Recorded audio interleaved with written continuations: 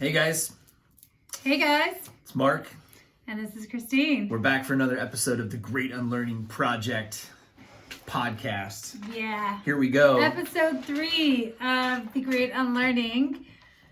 And we are so excited to be diving into this stuff. So We are. This is episode 1, beginning of a 10-part series. Buckle up your seatbelts. yeah.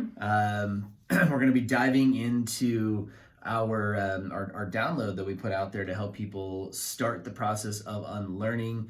You guys can download this as well. We're going to keep diving into each one each week as we go through this. And this week we're stopping at the first one, which is to stop doing what is not working. Yeah. So, well, yeah. What is not working for you? Well, first of all, I just want to backtrack one sec and just say, since we started this podcast and we've started putting out there a lot about unlearning, and it's really landing. It really seems to be resonating with people. People are just tired of consuming more crap and feeling like they're not enough. They're not doing enough. They're not learning fast enough. They're not consuming enough. Like, it's just constantly not enough, and we're constantly shoulding all over ourselves. Right. So this whole like shoulding and this pressure that I'm behind, this crazy pressure that I am somehow not measuring up or somehow not doing enough of whatever it is to be a great mom, to be a great partner, to call the right person into my life, to get in shape, whatever it is. It just always feels like we're like 10 steps behind, or we kind of catch up, but it's not sustainable. And so this whole thing about unlearning has really it's really, I'm having people reach out to me and stuff like that. And I think the huge catalyst for this first one is this internal pressure that this like lid that feels like it's about to pop off at any given moment because the pressure cooker is so full, and we're just like, there's so much to do and there's never enough time, and I just keep trying harder, and I just keep putting the gas pedal on, and if it doesn't work, I'll just do more. I'll just do the same thing but harder.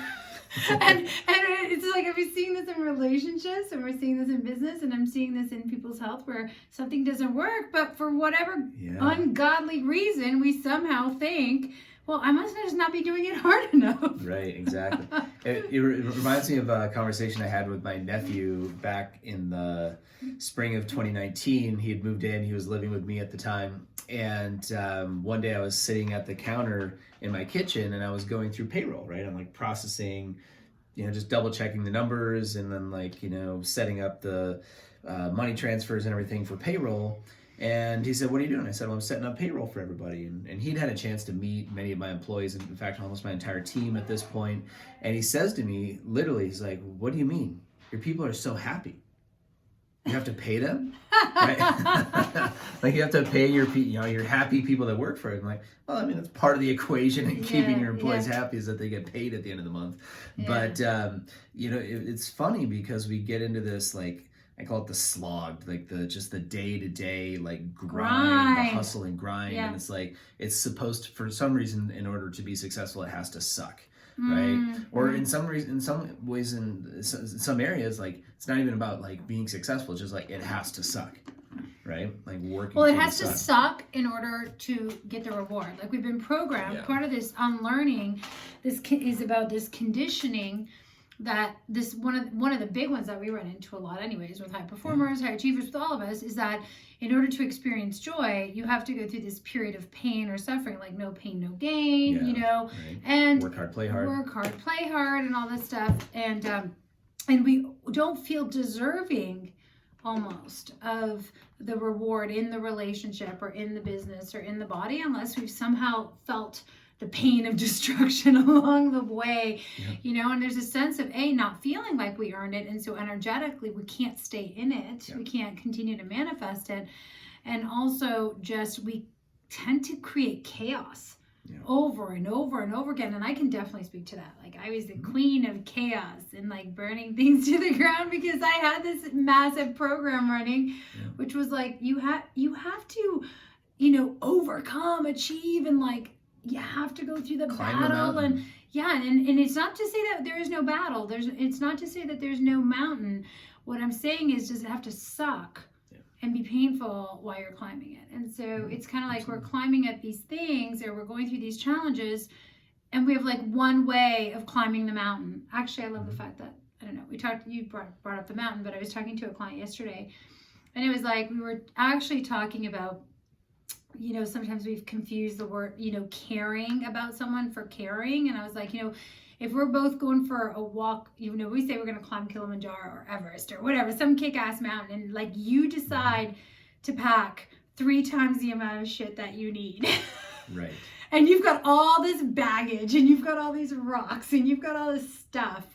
And then I packed light because I packed smart. Mm-hmm.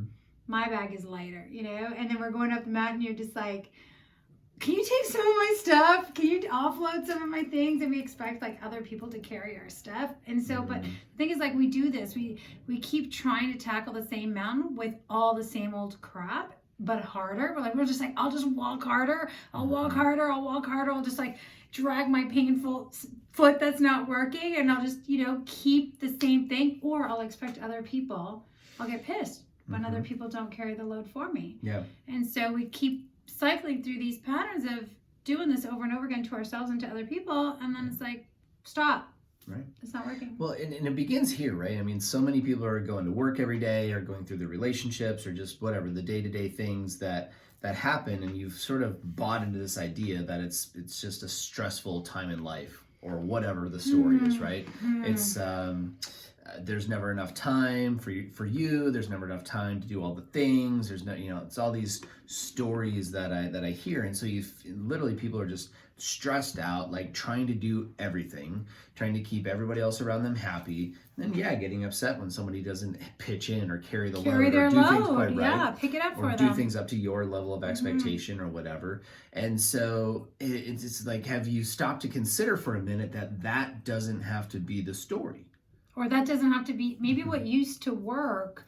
I mean, I talk about this a lot, is like, what used to work for me isn't working. So, oh my gosh. Yes. Right. And so here's the thing. I ran a retreat last week, and we were talking about this. It's like, well, what are the signs that I'm kind of like insanity right now? I'm just kind of this hamster running on a wheel. And I'm literally like a nutso, just repeating the same pattern, not getting anywhere. Because it's funny, we're mindless. Like, we could just be running on the wheel for years and decades. And you hear this a lot. And we burn ourselves out in the process because we're like, but I'm running. Look, the wheel's moving.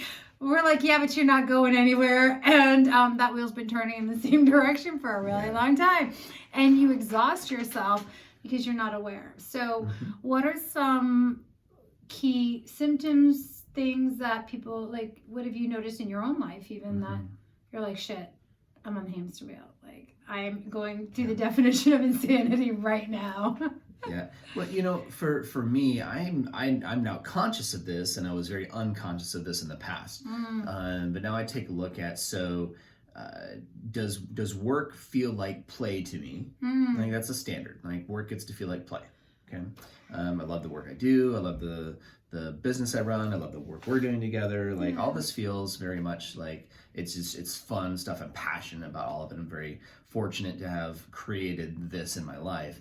Yet there are still old programs and old behaviors that will sometimes creep in that will start to make the work I'm very passionate about feel very dull or very not fun. And it starts to feel again like the grind, right? We're all susceptible to that, no matter how much work you do. And so every now and then I'm just doing a check, and I'm like, why do I feel like this again, right? Like, this is not how I get to feel when I do this work.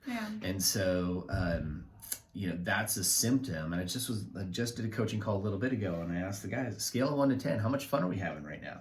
There's a lot of 3s and 5s. So I'm not having fun anymore. Yeah, so we're not Massive having fun. red flag. Guess what This is not working anymore. Guess what we're coaching on next week, right? And this is really, really common in organizations. And so now these guys are operating from stress, so they're going to feel stressed. You're going to feel like literally in your body, what do you start to feel when you're stressed, right? You feel maybe tension, maybe you get tension headaches, your shoulders are hunching, right? Just notice how you're carrying your shoulders all the time, right? Your nose down, like at your keyboard, at your desk, or, whatever you're doing, you're on the road, you're on the phone all the time, and you're just not taking time to stop and breathe. In fact, maybe you even feel out of breath. Yeah. Right? So I think those are some symptoms that I'd be looking for, where it feels hard. Yeah, in our body, we talk about this a lot. The body is just this amazing dashboard, and it's just a vessel. It's literally a dashboard and a container. and it's this amazing container that allows us to have this human experience. It's the vessel. And it's also a massive dashboard of lights, and it's always giving us feedback. It's just, are we actually listening? So you mentioned the shortness of breath, right? You mentioned muscle tension is huge. If I'm constantly like working, I'm like, my neck is just jacked up or whatever. Neck pain, back, shoulders, head migraines, headaches, constant headaches. But those are the physical things, right? Like, we got to look at it. And I'm going to be honest, after 20 years of being in the health and wellness space, weight gain is a massive symptom that something that you're doing is not working, not just with your diet. Like, yes, it could be 100% your diet, but your diet is not the root cause. Your diet is just the way it's kind of the root cause is, playing itself out, right? And so we focus on the wrong thing and we don't go deep. And so what we do is we try to change the diet, and we do for a bit, but we don't get down in the roots. A big one for me when it comes to work, there's two things that really stick out. For me, it's overwhelm, like really like feeling foggy, like a lack of clarity, like I don't know where to start. I just like have all these, this is definitely a pattern that I was in the past. I feel very thankful now. I have a lot of rituals around this that kind of like catch myself really quick, but overwhelm, feeling that sense of fog, and repeating, like actually writing the same goals. We'll have a whole other episode on why I hate goal setting. I'm anti-goals. But a big one was I would actually write down the same effing goals week after week, quarter after quarter, year after. I was like, I've had these goals for like the last 8 quarters. I'm like, this is it. This is the time. So, this is it. This marketing campaign is going to be different, or this, quarter is going to be different financially, or this quarter is going to be, or whatever. We're talking about work, right? But this also is true in fitness, right? We're trying to lose the same 30 pounds over, and we're like, yeah, I'm going to lose 30 pounds this time. This time I'm serious. This time I'm serious. But the problem is we try to do the stuff with the same old pattern, the same old program, the same old habits, the same old identity. And so the doing is just a repetition of the past, but with a little bit more motivation behind it, a little bit more zest, and like, how sustainable is it really? Correct. It's ridiculous. And then it's such a freaking letdown because you're like, I suck, I'm a failure, I don't stick to anything. And then we come into the whole like pity party. I feel sorry for myself. Yeah, and you get conditioned to not hitting them. You actually, so there's no real consequence. Nobody really holds your feet to it, especially if it's a personal goal. So that's one. Here's another one that another symptom that popped into my mind. That's, I know, a big one for me. And alcohol is such an easy thing. Yeah. Because it's so socially acceptable and super easy to hide with. Because when you're, just be honest, when you're, have a glass or 2 of wine at night, even if it's not like a big, binge drinking fest, it's just like, yeah, a couple of these glasses of wine, I don't have to feel, some of the things that maybe I would be feeling right now or thinking about right now, because it sedates your ability to feel, even at just like low levels like that. So I know for me, so I'm just going through a phase right now where I'm very sober. You look good, by the way. And it's helping. Like, its results are showing. My skin looks better. Like, fat is just peeling off, falling off. I mean, it's big. A lot of good benefits, but it also gives me the clarity, like when I am just regularly like having a beer at happy hour afterwards, or a couple glasses of wine while we make dinner, the things that didn't get done that day, or the things that I'm not happy with in life, are really easy not to feel when I don't have to feel them. You're disconnected. You're kind of numbed out, so you don't have to feel all the pain. Yeah, and so this becomes, so I'm bringing that up as a symptom that you may be doing some things that are not working, and it's time to stop doing these things, because that is a really, really easy, completely legal, totally socially acceptable way to hide from them. So why did you drink then? Why did you keep drinking? Yeah, and so was it were you? For me, it just becomes really easy. I don't even know that I was numbing. I didn't have to this emotional trauma really hurts, I need to drink tonight. It was just habitual. You were just in it just became habitual, and then it just gets into, it's really easy to do 3 nights a week or something like that, and And I hate the way I feel when I wake up after I drink. Yeah. Like I just feel foggy. It takes me so much longer to get going, and and it's by the way, it's for me that's so disappointing. Because I love to like, sit at like dinner with you and like have, like split a bottle of wine. I think we could have a glass of wine if it's earlier. Right. I think there's a time frame. Yeah. I was literally having this conversation with one of my clients today. Yeah. And he is so on point right now. He's so clean. He's lean. He's the leanest he's been in so long. 2 years. Like he is just, his business is crushing it. His health. He's so dialed in on his relationships. And a lot of people are looking at him going like, man, show us, and I shared with you because I'm going to be speaking to a group of advisors. But he said, and he also said, man, the alcohol is such a huge piece of that for the mental clarity. He's like the level of like just feeling focused and on point and clear. It's awesome. And it kind of sucks. And then I looked at him and I didn't even say anything. He goes, right. It's 30 years of programming, 30 years of knowing that like, hey, this is what I do. I drink at night. I drink on the weekends. And it's just, it becomes what we do. It becomes part of our identity, but we get to a point where we don't even know if we really like it, where we enjoy it. And we get to a point that once we start to feel really freaking amazing, we know we don't like it, right? And so what's kind of sad is not so much the alcohol, but what it used to bring to us, like the connection. And we're not knocking not drinking, because I'm still having a glass of wine here and there. Just being aware of like, what's my cutoff? What's how do I really want to feel? But the other thing, for me, that was just one symptom that I was becoming, especially the last 2 trips to Colombia. It's been very clear in my mind, like, you just get to quit drinking. You just get to quit. And I was resisting it because I come home, was Thanksgiving, right? And I want to go home and I want to sit down and have a glass of whiskey with mom because that's fun, right? So my old program says like, that's what we do. That's what the family does at the holidays. Right? Or it's Christmas, right? And it's like, we're not doing anything. We might as well just have a beer this afternoon while we're making dinner or something, And so, but I just know, I didn't feel good. I knew I was not feeling as good as I could. And my body was just basically rejecting it and saying, hey, like, stop doing what's not working, which is alcohol for you right now. So what habits or patterns maybe have you fallen into that are just becoming like, they're just on autopilot, and half the time maybe it's that 3rd or 4th coffee of the day, or maybe it's the alcohol at the end of the night. Social media is a huge one. Like it's a massive distraction. Like distraction is a huge mechanism for, subconsciously, like it's an avoidance mechanism for so many people. And it's a way to get a quick hit of dopamine and like feel good hormones. So we don't even realize how we're conditioned to check, how many times a day we're conditioned to check our phones. And so that's a little thing, but I want to kind of go, one layer deeper too, is to recognize what's going on in my body. If your body's feeling constricted, closed, tense, something's not working anymore, right? So stop the insanity. The other one we've just talked about is, for me, a big red flag was, realizing that I kept saying the same thing over and over again, but nothing was changing. So I was saying like, I'm working on this, or I'm trying this, or this is a goal. And by the way, trying is the other one. When I hear people say like, I'm trying to lose weight, I'm trying to make more money, I'm trying to fix my relation, I'm trying to be more loving to him, but he's just a prick, or whatever it is.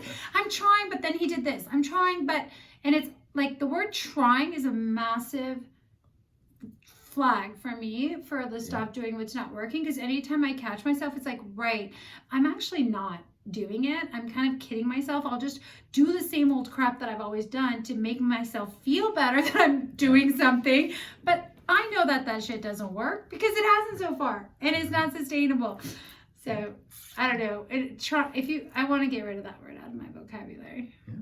That's what. So you get to call me out. That's what keeps you in that definition of insanity, right? That you've heard. I'm trying to get up. I'm trying to get healthy. I'm trying to work out. I'm trying to, show her I love her. It's like crap. It's like, are you or are you not? Which one is it? And anytime I hear that with my clients, I'm like, okay, great. So you're trying. So when are you going to have it done? Yeah. Pick a deadline. Text me when it's done. Yeah. Send me a message. message. Funny when we take that word out of our vocabulary and we just say, I'm going to. It's funny, like people will either lean in and get excited, like we're like, yeah, I'm gonna, or the body pushes back. And so one of the things I'm really loving right now is just dialing in and tuning into my soul and what it's telling me, and just paying attention that if I take out that word try and just kind of pay attention to the way my body moves, like am I leaning forward or am I closing off, I can tell what I really believe about it. Like, do I actually believe I have what it takes to do this, to follow through, or is there resistance there? And there's an opportunity there to practice some of the other unlearning steps when we get to that. But right now it's just like, stop doing. And I want to talk about relationships for a second. Because stop doing what's not working. Get out of your relationships. I'm just kidding. No, don't. I'm just kidding. Okay. We're not here to have everybody run away from. We want to go. I think it's safe to say most people would love to have more intimacy, more connection, more openness, just to feel safe. So a symptom of relationship not working would be lack of intimacy. Yeah.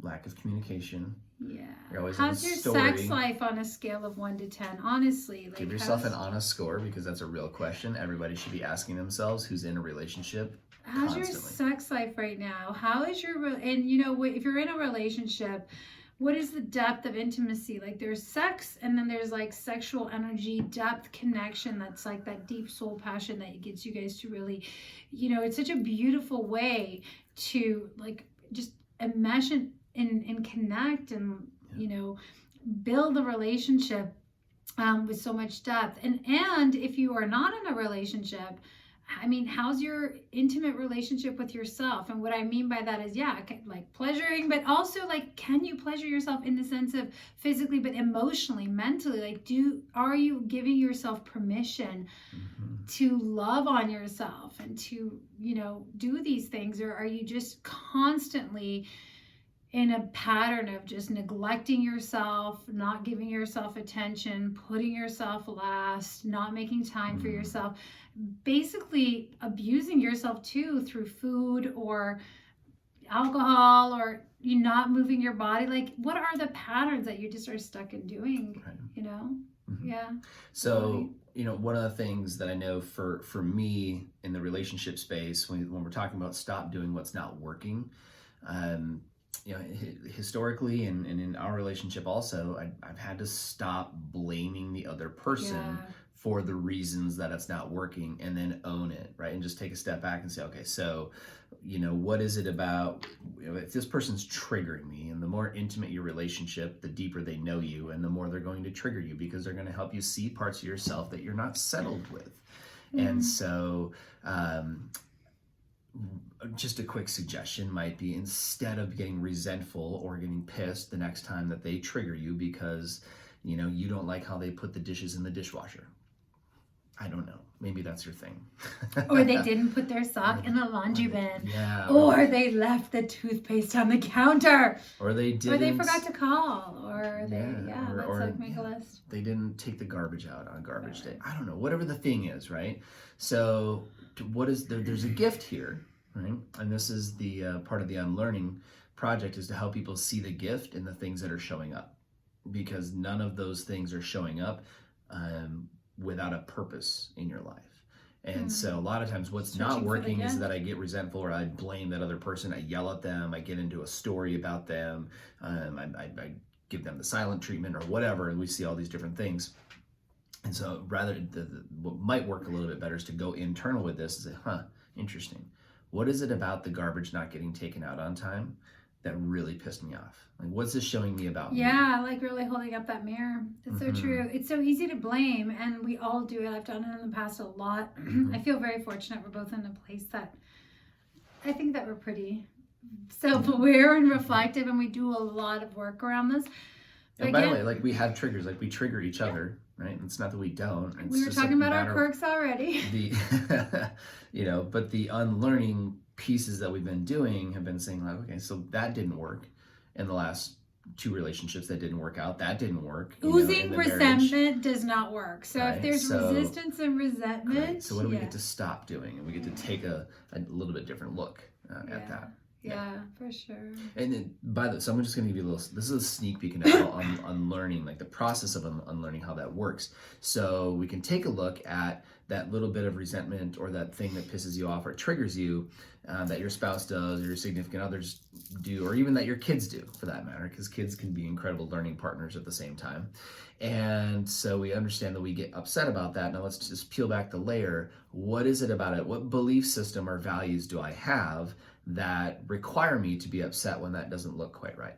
Right? So this is a part of your programming, some of the internal programming. We get to take a look at what is the internal program saying or doing, or what is it that causes me to get triggered when they don't show up that way. And then we can look all the way back into where that memory or where that belief system actually came from and try to understand it at a subconscious level and actually go and reprogram the belief so that the trigger will actually dissipate. So that's how unlearning works. And that is a super high level. That's a high level. Takes time to go through that. And I'm not going to say it takes time. It takes a practice and a process, and usually you need a guide to kind of figure it out how to do it at first. But once you understand the process of unlearning, and you just say, I don't want to be triggered anymore. I don't want to get pissed at my spouse anymore. I don't want to yell at my kids every day anymore. And that becomes your motivation. Now it's like, cool, so what do we get to stop doing? Yeah. Right. What do we get to unlearn? And I think too, as you were talking, a lot of the work we did last week was around, what's the blueprint I have of the world, mm-hmm. and if I'm pissed or I'm angry or I'm upset, I'm triggered. It's just because what I see doesn't match my rules. Mm-hmm. We all have this, like you said, it's a set of rules, and it's a set of my blueprints, like you said, are my rules. Maybe rules is an easier one for people to grasp. Just like I have all these rules around being a mom. I have all these rules around being a dad. I have all these rules around looking healthier. And if my outside world doesn't match all my rules, then I get hot, I get bothered, I get judgmental.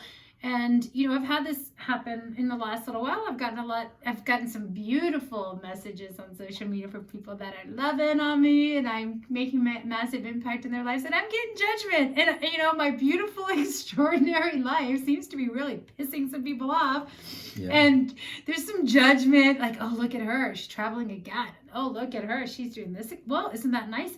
And I'm like, yeah, it's fucking amazing, actually. And if it's irritating you, then I'm curious. What is the set of rules that you have around the fact that, if you're a business owner, you should do A, B, C, D, E, F, G. And if you're doing F wrong, then it's going to piss me off because you're not meeting my rules. And and it's ridiculous, right? So every time we get triggered, it's just like, oh, you're just not meeting my rules. That's all it is, right? Yeah, so do I get to reevaluate my rules? So here's a big one. Talking about it a lot last week. Nagging, right? How about stop the nagging? Where are we nagging? I was like, I've told him a million times. Really, I've told you a million times. Do you think if he didn't get it the 100th time, he's going to get it the 5,000th time?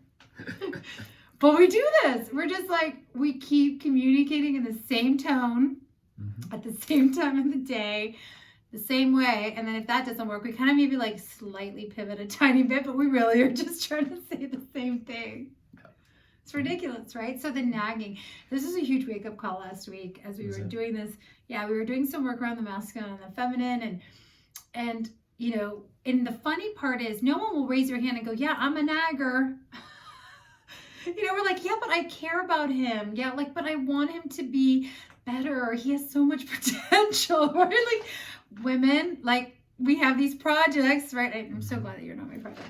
But we have these projects that we make our men and our children to be our projects. And then we become, we're always kind of saying, well, don't you think you should kind of do it this way? And it's so harmful. It's like paper cutting the relationship. And then we don't understand why we don't receive safety, and why we don't receive love, and why we don't receive the accolades, and why don't you ever tell me I'm so beautiful and you desire me?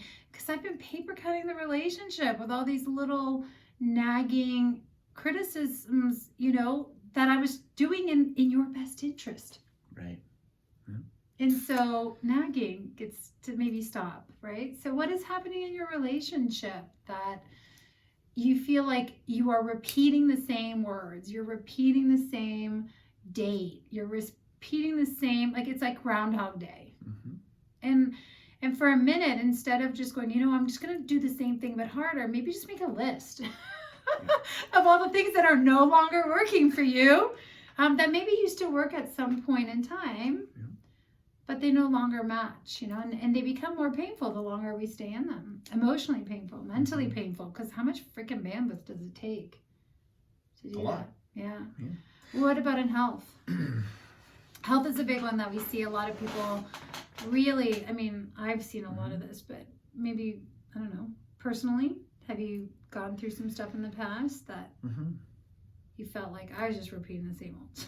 Yeah, as most of my 20s, was just like I was whatever, tall, skinny guy for the most part. Skinny fat, I guess would be the good way to describe. I wasn't healthy, not overly healthy, So that was something I got to, stop eating certain things. I got to cut back on carb count. Those are some of the things that I got to do to, create the life and the body that I wanted.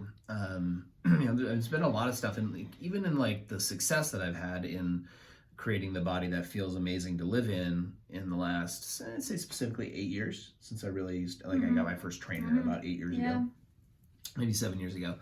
And realized this is actually how you lift weights.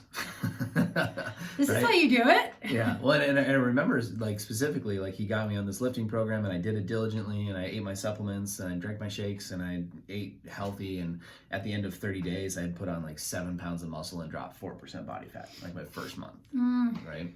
And so it was a huge sign of stop just running, right? Because running is not going to put muscle on your body, if that's what you want. But you had a rule before that. You want to get fit, you run. Yeah. And that worked for a little while until it didn't. And there's been little things over time, just because I've done so much variety in finding ways, and I've learned hey, eventually even that type of lifting doesn't work, right? So then you get to evolve and you get to do another. And this is a point that was coming up earlier, and this just triggered the memory.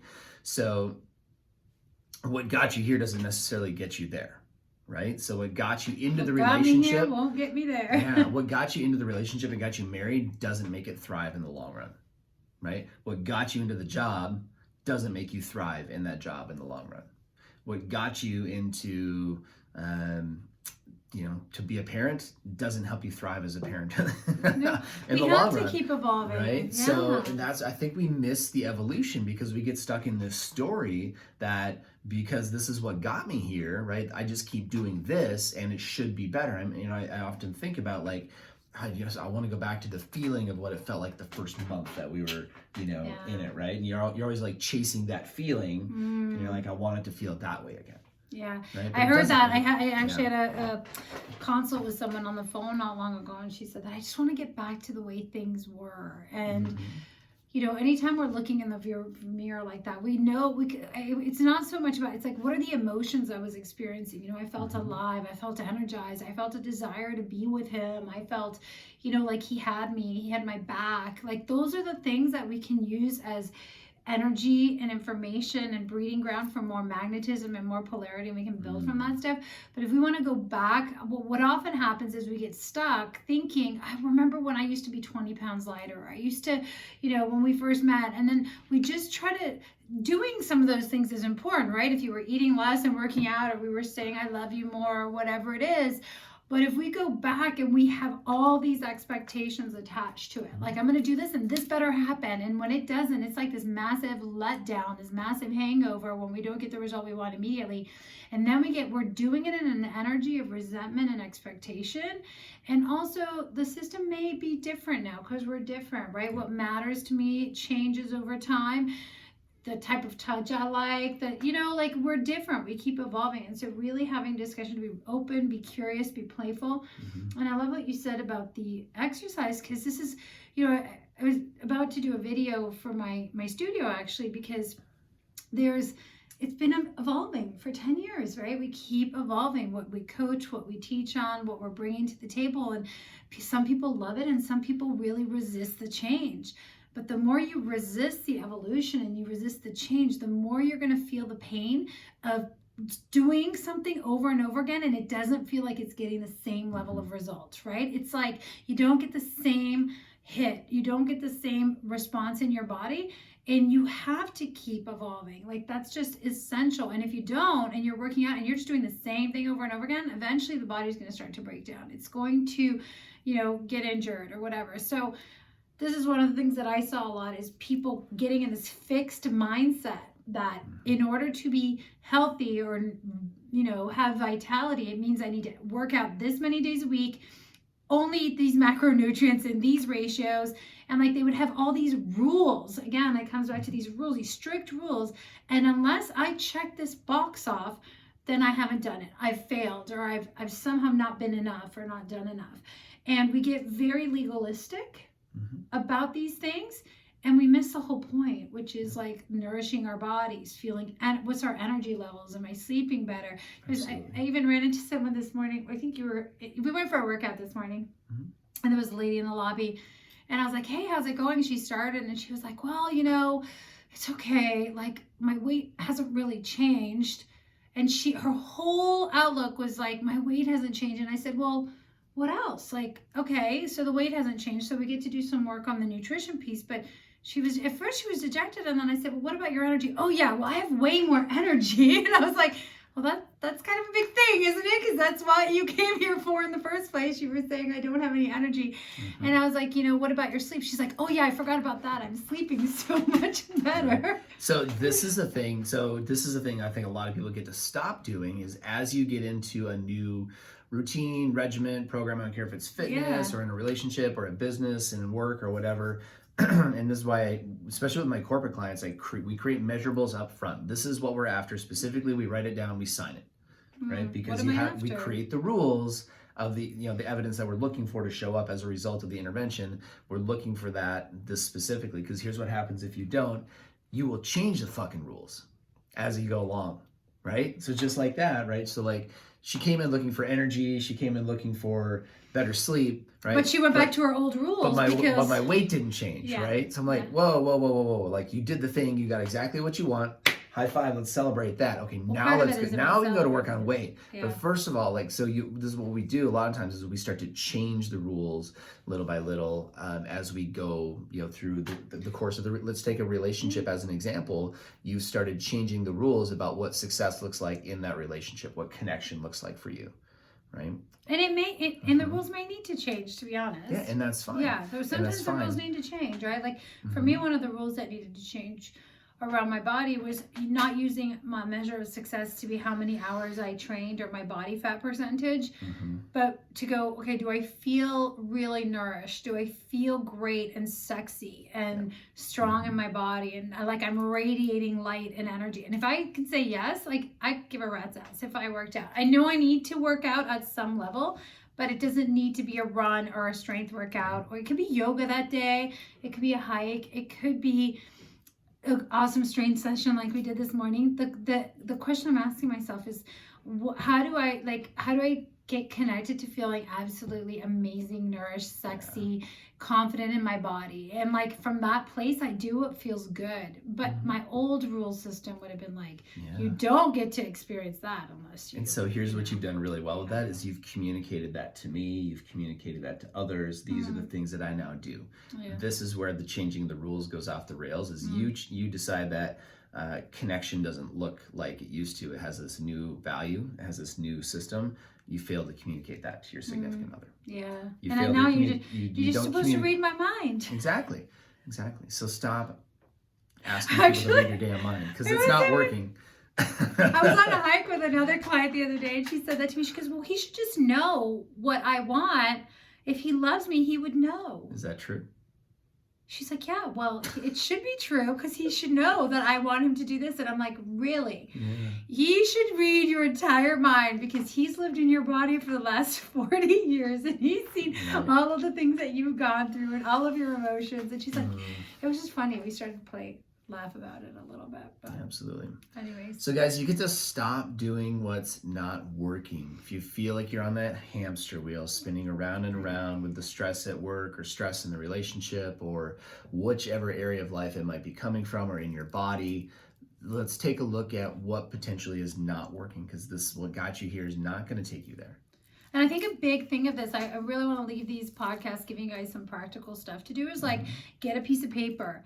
Start writing it down. You got to be able to be real with yourself and not bullshit yourself anymore, to say, okay, I'm going to make a list of all the places that I am going through the motions, telling myself I'm trying, frustrated, hitting the wall. Like, people don't want to talk about that stuff. It's not about being negative or positive. It's just getting real about where you're at, so that we can like put a big freaking red sign up that says do not repeat. Right? Because if you put it on paper and then now you're selecting insanity, so you're opting in. Okay. Yeah. And then pay attention to how all these suggestions that we've gotten that fit into this category are things that you get to stop doing. This is less, right? So it's not about doing more stuff, things, or learning more things, right? First, we get to remove the stuff that's not working.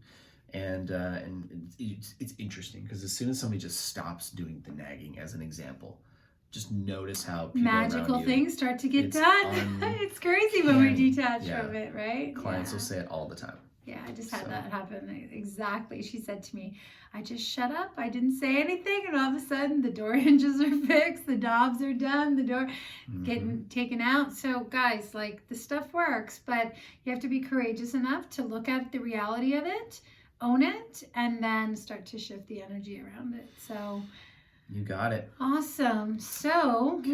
what we're going to... I think head on over greatunlearningproject.com. You can get all the information for upcoming events on Facebook. That's on Facebook. Yes, yeah. Get into the Facebook group as well. We have got a couple trips to Colombia coming up yet this year. By the time this podcast goes live, probably will be too late for the February event, but we've got one coming up at the end of June. We have one at the end of October. We have our great UNLearning Live event coming up here at the end of April. 24th and 25th. That's a 2-day deep dive live event in Canada. So you guys can join us for that. So if you want to really explore unlearning some of your old programs, you can join us, and it'll be a lot of fun. We're going to play with you guys. So come hang, come play, come be a part of the Great Unlearning Project. Guys, it's not about needing to know more things.